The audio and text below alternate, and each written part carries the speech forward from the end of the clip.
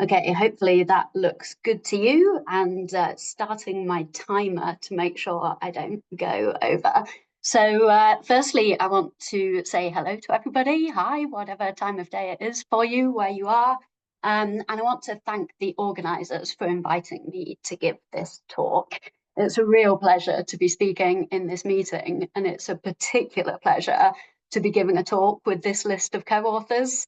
All of whom I've had the pleasure of working with during their PhDs, and all of whom really are up-and-coming rock stars in marine science, conservation, and action. And at least most of them are here right now, so hi team. So I've recognised that as I go further along in my career, I've perhaps got less good at following instructions. So when I was asked to talk in this session, I thought I'm going to put the instructions right on the screen here to keep them forefront of my mind. So we're going to be talking about connectivity and exchange, talking about the physical drivers and the biogeochemical processes. So I'm going to do my best to stick to that remit with a focus on nutrients and carbon. So the story starts with the paper that I led that was published in 2019 with a whole host of wonderful people from several countries. And what we did was to describe the state of the art and indeed the state of play in Antarctic Peninsula marine science.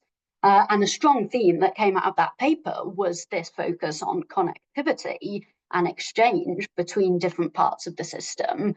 And what I want to do in this talk is highlight the importance of the physical processes, which, as Carlos described, is really the motivation for this workshop, but also give some airtime to the biogeochemical processes and the biological processes at work. So I'm going to do this by focusing on 4 studies from members of my research group, and the first one is going to be focused on Marguerite Trough. Hopefully you can see my my cursor, so I'm pointing out Marguerite Trough here. And 2 of them are focused on the US Palmer Antarctica LTER grid, which is marked by the green lines on this picture.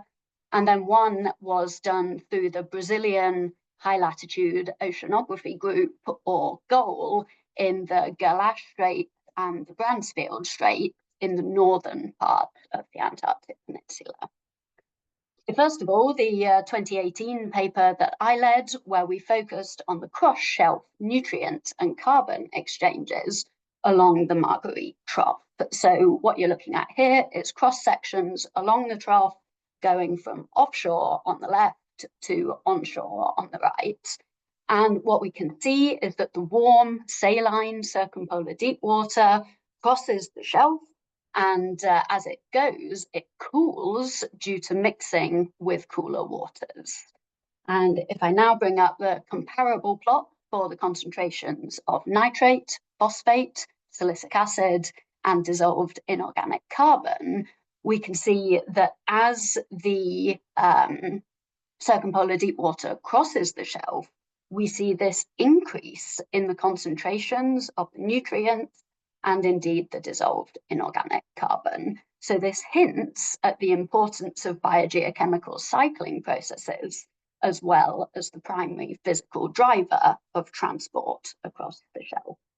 Now, what we can do is to use the isotopes of different chemical elements. So these are different flavors, if you like, of chemical elements with slightly different masses. And by studying these isotopes, we can reveal a lot more information about the actual processes that are at work and acting on the nutrient and carbon pools. So for those of you who love isotopes, there's plenty more detail than I'm going to present today. But for those of you who don't know much about isotopes, that's totally fine, because this is, I'm going to make it very visual. So what you're looking at here is plots of the nitrogen isotopic composition of nitrate and the oxygen composition of the nitrate, plotted against the natural log of nitrate concentrations. So don't worry too much about the details, but essentially the black lines with the grey lines around them are the trends that we would expect if the only process at work was biological uptake of nitrate. And when the points fall below these lines, that shows us that we've got active internal cycling of nitrogen through biogeochemical processes, and primarily nitrification, which is the oxidation of ammonium, so reduced nitrogen, to nitrate, which is oxidized nitrogen. And so these images clearly show that the data are plotting well below the lines. So that tells us that we've got nitrification as a dominant control on nutrient availability in this setting. And then if we plot the oxygen isotopes versus the nitrogen isotopes, we see that there is a greater deviation from the expected trend in the oxygen than there is in the nitrogen. And this really confirms that nitrification is underway in this environment and provides evidence for strong nitrogen cycling. So what we also know in this region is that the nitrogen cycle and the carbon cycle are very tightly coupled. So this also strongly implies intense carbon cycling, and this explains the increase of DIC across the shelf, as well as the nutrient concentrations. And this is also consistent with plenty of work in the past that describes the Antarctic Peninsula region as high recycling and low exports. So this first study really highlights that biogeochemical processes are also important and are indeed superimposed onto the physical transfer or transport changes that are occurring. So to take that a step further, we look at Rabana's paper from 2022, and what she did is to focus on the organic carbon and nitrogen concentrations. Previously, we were looking at the inorganic ones. So Rabana analysed dissolved organic carbon and nitrogen concentrations along the Palmer LTER grid in 2017. And what she showed in the top two plots here, which are surface concentrations of dissolved organic carbon and dissolved organic nitrogen, is that they've got quite striking distributions with real highs in places and real lows in others. And if we look at some of the accompanying data that was collected, we can see that there might be a spatial relationship between DOC, top left, and primary production, bottom left. If we take out this exceptionally high value just off Amber's Island, which is most likely due to very local factors, whereas it looks like there's a stronger link between DON, so dissolved organic nitrogen, and bacterial activity, which is reflected by the rates of leucine incorporation. So what Rabana did was to look at this in more detail, and she plotted the DOC and DON concentrations as well as their particulate counterparts, POC and PN, against nitrate concentration. And what this tells us is that as nitrate is drawn down by phytoplankton and both POC and PN are produced, there is also a relationship between nitrate drawdown and DOC. So this tells us that DOC is being produced by primary production. Whereas if we look at the relationship with DON, we see that this relationship is just about there, but a lot weaker. However, when we plot DON against bacterial abundance and bacterial activity, as shown by leucine incorporation, we see much stronger relationship. So it becomes clear that DON is produced primarily by bacterial activity. So taken together, this data set shows us that DOC, dissolved organic carbon, is produced by phytoplankton alongside particulate organic carbon and is then consumed by bacteria. whereas dissolved organic nitrogen is produced primarily by bacterial remineralization of particulate nitrogen. So this again is consistent with active nitrogen cycling that we showed in the previous study along Marguerite Trough, and haven't got time to discuss it here, but Rubana also did the same isotopic analysis for her paper that I did for mine, and these data also supported intense nitrogen cycling. So I encourage you to look at that paper for more information about that. So then Ben Fisher came along to do his PhD. He's here today. Hi, Ben. And during his PhD, he joined another of the Palmer LTER cruises, this time in 2023. And he took the study of organic matter further by analysing the solid phase extracted dissolved organic matter. And he did this using several geochemical techniques, including ultra-high resolution mass spectrometry, isotopic and stoichiometric analyses. And he is in the process of analysing these data alongside phytoplankton community composition data that was provided by Oscar Schofield. Now, because this work is under review, I'm only showing a very small subset of the data. But what I want to emphasize is that phytoplankton community composition varied substantially across the shelf. So what we've got here in the bar plots is two sort of end members of phytoplankton community composition. So the one on the right is largely representative of the northern part of the grid and shows a mixed assemblage with big contributions from cryptophytes and small flagellates. Whereas the bar on the left shows data from a large bloom in the entrance to Marguerite Bay, where diatoms were overwhelmingly dominant. Now, this was not representative of the southern part of the WAP because it only occurred at this one station. But it probably is true to say that it's only likely that you'd get such a diatom-dominated bloom in the southern part of the WAP in the late summer. So what Ben showed by looking at the solid phase extracted dissolved organic matter is that where you have a diatom-dominated bloom, you have very limited exudation or release of dissolved organic matter.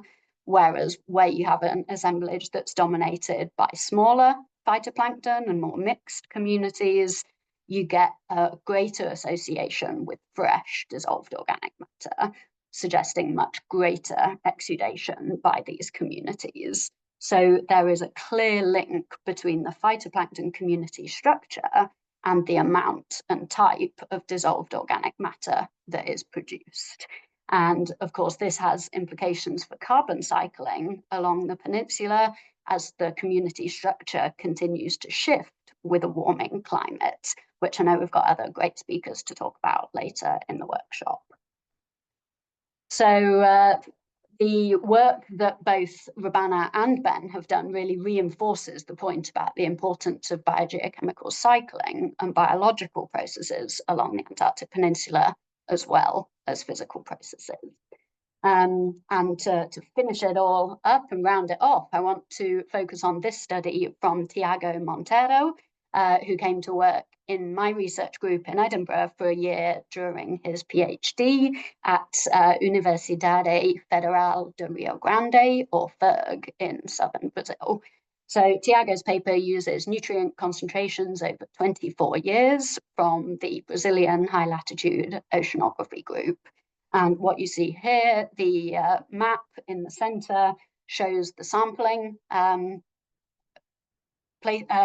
sites for this study, and you can see the color coding for the Galash Strait, GS, the Western Bransfield, the Central Bransfield, and the Eastern Bransfield Straits. So this is very much linking to what Carlos was talking about at the beginning. And in the cross sections on the right-hand side, we can see transects along the shelf from the circumpolar deep water dominated part of the Gerlache Strait and the Western Bransfield, through to the much greater influence of that dense shelf water coming round from the Weddell Sea into the Bransfield Strait.